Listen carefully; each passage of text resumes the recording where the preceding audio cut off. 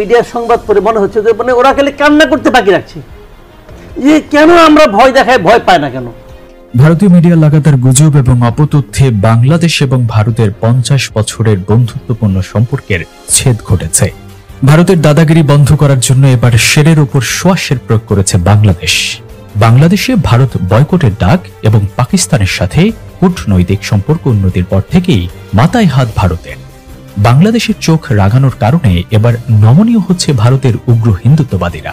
মিডিয়ার সংবাদ পড়ে মনে হচ্ছে যে মানে ওরা খালি কান্না করতে বাকি রাখছে, যে কেন আমরা ভয় দেখায় ভয় পায় না কেন। গত 5ই অগস্ট ছাত্র জনতার গণ অভ্যুত্থানের পর থেকেই বাংলাদেশের উপর আগ্রাসী হয়ে উঠেছে ভারত।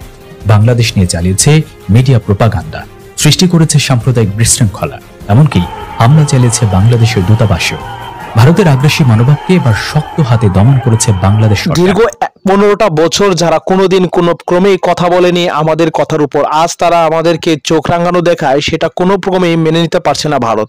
এছাড়াও ভারতের সাথে সম্পর্ক ছিন্ন করে পাকিস্তানের সাথে সম্পর্ক গড়াতে আরো তাদের মাথায় আগুন ধরে গেছে। ভারত বলে গেছে বাঙালিরা কখনো মাথা নিচু করে থাকতে নয়, এটা যা পূর্বে হয়েছিল সেটা সরকারের কারণে। তাই হয়তো ভারত আজকে তাদের চোখ রাঙানোকে ভয় পায় না বাংলাদেশ।